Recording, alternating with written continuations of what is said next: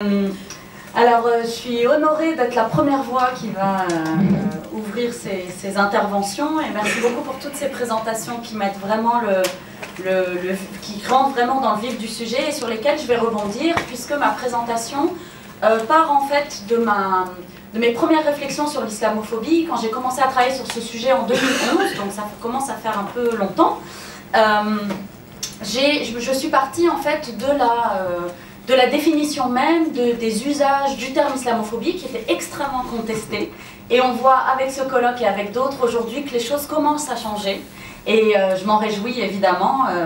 Et donc, en analysant les concepts, la littérature en anglais, tout ce qui avait été fait sur l'islamophobie, j'en suis arrivée à insister sur certaines dimensions de l'islamophobie et notamment la dimension intersectionnelle dont j'aimerais vous parler aujourd'hui et sur laquelle je voudrais insister, et qui mêle à la fois les concepts et les outils théoriques que je mobilise dans ma recherche et mon enquête de terrain qui porte sur les mobilisations autour de l'islamophobie, notamment dans les organisations antiracistes et féministes en France. Donc je vais présenter très brièvement les premiers résultats de cette enquête de terrain, mais évidemment avec le temps qui m'est imparti, ce sera difficile de rentrer dans les détails. Donc je montrerai que ce concept d'intersectionnalité est à la fois une boîte à outils sociologique, mais qu'évidemment il se pose dans la lutte politique, et les acteurs militants ont très bien compris, et probablement avant nous, que cette question était posée sur le terrain des luttes.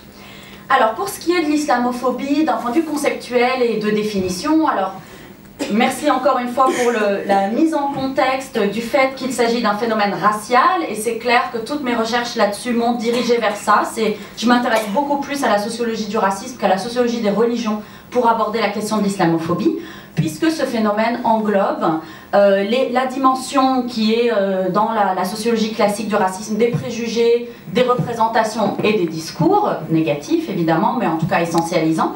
L'aspect pratique du racisme, qui sont les discriminations, les actes de violence, et l'aspect idéologique que je ne vais pas aborder pour ma part, mais qui sera abordé dans ces journées sur l'aspect international, géopolitique évidemment, de l'islamophobie. Donc on a là vraiment les trois grands aspects du racisme qu'on retrouve dans le phénomène de l'islamophobie.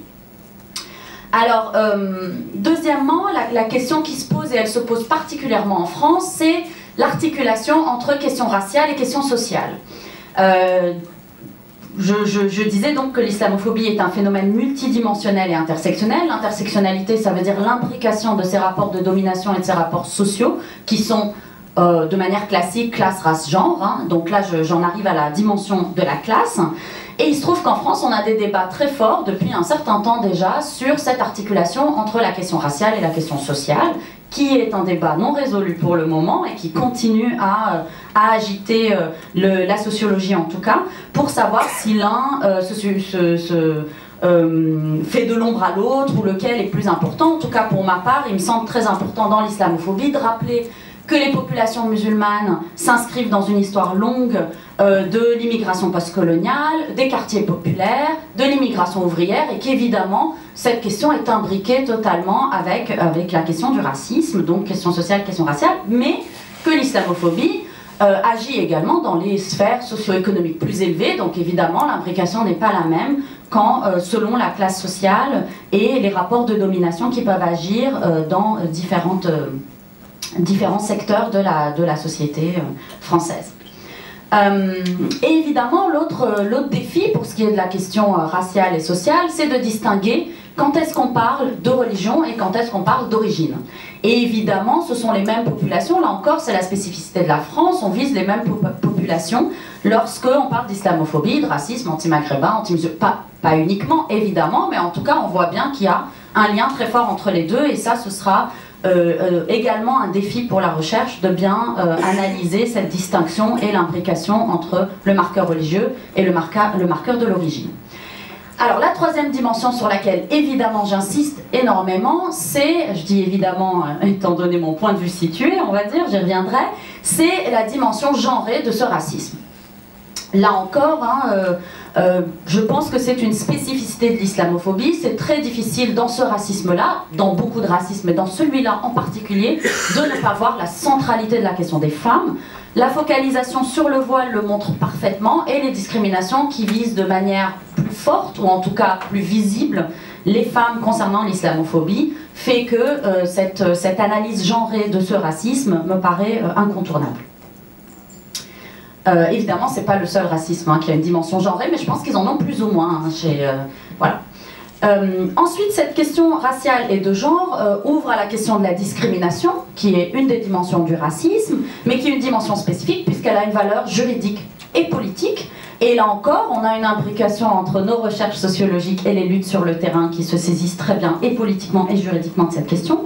Et là encore, et je suppose qu'Alexandra Poli en parlera, on a une spécificité de la discrimination en raison du religieux, puisqu'on fait face à des défis particuliers avec la question de l'islam, puisqu'on a des lois qui attestent, ou en tout cas qui fixent le fait qu'il y a discrimination, donc accès non égal à un service ou à un lieu, que ce soit dans certains métiers, la fonction publique tout simplement, mais également à l'école publique pour le port du foulard. Alors ces discriminations qui sont légales peuvent être légitimées ou illégitimées selon les discours des uns et des autres. Donc ce parallèle entre la discrimination légale, la discrimination légitime me semble très important à prendre en compte et demeure très difficile puisque les discriminations et des nombreuses affaires que vous connaissez montrent que la jurisprudence et le droit est encore très flou sur ces questions-là. Donc, à partir de quand les inégalités d'accès à l'emploi, par exemple, des femmes qui portent le hijab, sont-elles discriminatoires? Où mettons la frontière? Parfois on considère que c'est légitime, parfois non. Et donc ça fait partie du débat public. Et donc j'en arrive évidemment à la question de l'intersectionnalité dans les discours militants et dans les pratiques militantes, qui est vraiment mon enquête de terrain. Donc cette intersectionnalité est pensée par les acteurs militants, on ne l'a pas inventée dans la sociologie, et évidemment on a des allers-retours très forts entre ces deux milieux, et moi je pars aussi de la posture qu'il ne faut surtout pas partir de surplomb avec nos concepts, et que très souvent ils nous viennent du terrain et par le bas, et en tout cas j'essaye d'analyser ces allers-retours, et là encore on voit clairement que les allers-retours sont fréquents. Donc cette intersectionnalité, le fait qu'on pense la question sociale, la question des femmes avec la question du racisme est vraiment à l'ordre du jour, notamment à travers tous les débats sur le foulard. Donc en 1989, on voit par exemple que les organisations antiracistes en France étaient plutôt opposées à l'exclusion des jeunes filles de l'école publique qui portent le foulard, donc l'affaire de Creil, et qu'à partir de 2003, on a là très fortement, et ça continue jusqu'à aujourd'hui, des divisions à la fois entre organisations antiracistes et organisations féministes, et au sein même de chacune des organisations, des conflits très très forts sur l'usage du mot islamophobie, sur la mise à l'agenda politique de cette lutte antiraciste spécifique, et sur sa dimension féministe ou pas, ou sexiste ou pas plutôt. Donc on voit que le mouvement féministe français s'est divisé très fortement là-dessus, et continue à le faire, et le mouvement antiraciste également. Et c'est, pour le dire très brièvement, parce que je suis obligée de faire vite aujourd'hui, on va dire que c'est l'échec des grandes organisations antiracistes et des grandes organisations féministes traditionnelles, historiques, alors pas toutes, et de manière plus subtile, donc je suis obligée de schématiser, mais en tout cas, leur difficulté à certaines, même celles qui étaient opposées à la loi de 2004 pour l'interdiction du port des signes religieux, pour l'interdiction des signes religieux à l'école publique. Donc certaines associations, même celles qui se sont opposées à la loi, avaient des divisions internes qu'elles ont dû gérer.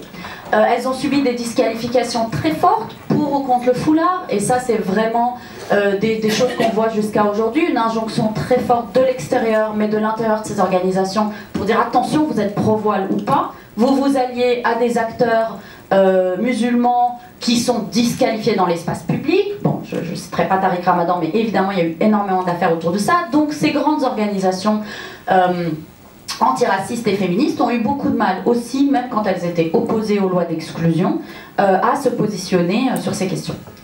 Et du coup, leur échec à intégrer la lutte contre l'islamophobie, à vraiment penser le sexisme et le racisme en même temps, la question sociale en même temps, a donné lieu à la naissance de nouvelles organisations qui se sont spécialisées sur la question de l'islamophobie ou sur la question de l'islam, ou en tout cas qui ont porté cette question de manière très centrale dans leur lutte. Alors pour n'en citer quelques-unes, pour les Français, je pense que vous devez bien les connaître. Le collectif contre l'islamophobie en France, donc le CCIF, qui est né en 2003, donc en plein débat sur l'affaire l'interdiction du port de signes religieux à l'école. La coordination contre le racisme et l'islamophobie en 2008. Les indigènes de la République, qu'on peut inscrire dans ce sillage aussi. Le collectif des féministes pour l'égalité, qui s'inscrit là dans le sillage d'une école pour toutes et pour tous, qui avait mené toutes les mobilisations contre la loi de 2004. Et Maman Toutes Égales, le dernier né, en 2011, contre les lois ou les pratiques discriminatoires interdisant aux mères d'accompagner leurs enfants aux sorties scolaires. Donc on voit chez chacun de ces groupes, et c'est ce que j'essaye d'analyser, une manière de penser l'intersectionnalité sur le terrain, dans les discours, dans les stratégies d'action, mais aussi dans les pratiques militantes. Et il me semble que c'est extrêmement intéressant d'avoir ces trois dimensions. Donc dans les discours, on a plus ou moins des discours articulés selon la perspective prioritaire choisie par chacune de ces associations. Donc on va avoir des associations qui luttent sur le terrain du droit, qui s'intéressent vraiment à la législation antidiscriminatoire, antiracisme, donc qui partent plutôt de l'aspect discrimination et racisme. D'autres associations, au contraire, ont porté cette lutte avec une perspective féministe, qui a essayé de transgresser, on va dire, ou en tout cas de transgresser les frontières classiques du féminisme français en inscrivant de manière beaucoup plus transversale et fondamentale les questions du racisme, du postcolonial, etc. Et donc on a la construction là de convergences nouvelles qui sont extrêmement intéressantes à analyser entre des anciennes féministes, des nouvelles militantes, enfin bon, vous connaissez peut-être un petit peu ces milieux-là, et à la fois des discours nouveaux intersectionnels qui tentent de penser postcolonial, sexisme, antiracisme, questions sociales d'un même élan. J'ai pas parlé aussi des mouvements des banlieues, des mouvements de l'immigration qui là aussi prennent en charge parfois, ou commencent à le faire en tout cas, les questions d'islamophobie aussi. Alors ce qu'on voit, ça c'est dans les discours. Dans les stratégies d'action, on voit que c'est beaucoup plus difficile dans des campagnes ciblées de tenir ensemble toutes ces questions. C'est-à-dire de dire on va mener une campagne ciblée contre par exemple une loi ou contre des pratiques discriminatoires en arrivant à maintenir des discours à la fois antiracistes, sociaux et féministes. Donc là aussi c'est intéressant de voir lesquels vont prévaloir pour chaque association et à chaque instant, à chaque moment des luttes. L'autre question, la troisième question que je voudrais aborder, donc discours, stratégie, pratique militante. Parce que la question de l'intersectionnalité, c'est aussi de savoir, au sein des espaces militants, qu'ils soient féministes ou antiracistes, tous les deux, hein, puisque c'est pas des espaces aussi, enfin c'est des espaces qui s'entrecroisent beaucoup plus que ce que je semble dire là schématiquement. Quel est le rôle des femmes ?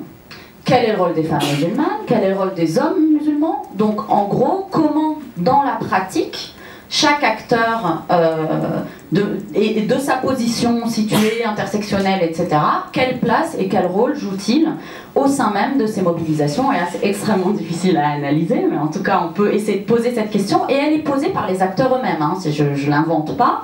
Elle est posée souvent, on dit, tiens, combien il y a de femmes, combien il y a, etc. Donc cette question est posée. Alors elle est posée de manière plus ou moins prioritaire, elle est pensée différemment selon les groupes, et en tout cas on voit là des luttes internes, des luttes externes très fortes sur ces questions qui me semblent très importantes à analyser. D'autant plus que, évidemment, on est là dans ce qu'on appelle plus ou moins des acteurs non parlants. On a très longtemps, en tout cas depuis 2003, parlé notamment des femmes qui portent le foulard sans écouter leur voix. C'est vrai qu'on ne peut pas dire que leur voix soit beaucoup entendue dans l'espace public. Et donc évidemment, cette prise de parole dans l'espace militant, dans l'espace politique, la capacité d'agir, ce qu'on appelle l'agency hein, en anglais, de ces femmes victimes directement des discours discriminatoires et racistes, ou victimes des discriminations, plus ou moins, enfin on parle aussi des femmes racisées, hein, pas uniquement de celles qui portent le voile, mais en tout cas c'est la figure paroxystique. Et cette prise de parole et cette capacité d'agir est en soi, il me semble, une remise en cause des dominations imbriquées, parce qu'évidemment il faut parler de domination, hein, quand on parle d'intersectionnalité, c'est pas juste que ça se croise, c'est qu'on a là une imbrication des rapports de domination. Et le fait que ces femmes ou ces personnes qui subissent nombre de discriminations, de racisme et de discours de l'extérieur, des assignations très fortes, des injonctions très fortes, hein, je ne suis pas la première à mettre en lumière, le fait qu'elles se mobilisent, qu'elles s'expriment pour elles-mêmes, donc évidemment là je parle de la situation des femmes, mérite d'être entendues, visibilisées et étudiées par les sciences sociales. Voilà.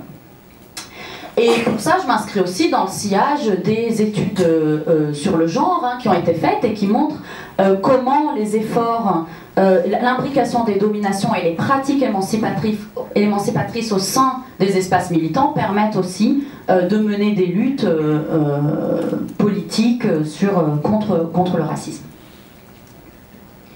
Alors je suis dans les temps, je crois que je vais même finir en avance, vu que je parle vite. Alors pour conclure, mon propos ici, c'était de vous présenter un peu rapidement une analyse que j'essaye de faire de manière fine et approfondie. Le fait que l'analyse sociologique, à mon avis, ne peut que être pensée à partir de cette perspective intersectionnelle, mais qu'elle est liée à la lutte politique, et merci beaucoup, ça a été dit, je crois, par Philippe Bataille et par d'autres. Je ne pense pas qu'on puisse penser l'islamophobie uniquement dans des sphères scientifiques sans penser à la sphère politique, parce qu'évidemment, on est dans des questions où les deux sont liés très fortement.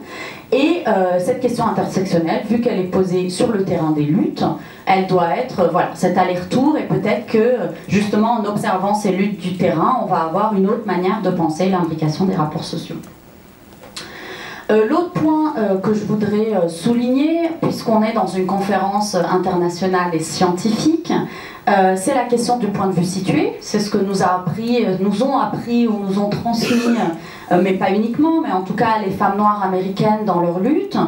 C'est elles qui ont, en intégrant les luttes politiques, antiracistes ou pour les droits civiques et féministes, ont critiqué la place qu'elles y avaient, la place minoritaire ou la place mal analysée par les majoritaires de l'intérieur, et qui ont pensé l'intersectionnalité notamment, et ont porté cette réflexion au sein de l'université, au sein de l'académie. Alors évidemment, la question se pose, qu'en est-il de la France ? Est-ce que le fait que moi je pose la question du rôle des femmes dans l'espace militant, il faut que je pose la même question sur le rôle des femmes musulmanes, racisées, minoritaires, ce que vous voulez, au sein, dans les dynamiques de production du savoir, et notamment dans les dynamiques de production du savoir scientifique, donc quelle est leur place à l'université. Et là encore, je paraphraserai, je reprendrai par exemple les chercheuses sur le genre, comme Danielle Kergoat, qui est extrêmement connue, qui parlait de sa position de chercheuse et de l'importance pour elle d'avoir pu avoir une reconnaissance institutionnelle au sein de l'université pour que les femmes passent du statut d'objet à celui de sujet de l'action scientifique. Et je finirai en citant pour le coup Fatima Aït Ben Madani et Nassima Moujoud, qui posaient la question dans un bel article de 2012 que je vous recommande, qui s'appelle « Peut-on faire de l'intersectionnalité sans les ex-coloniser ?»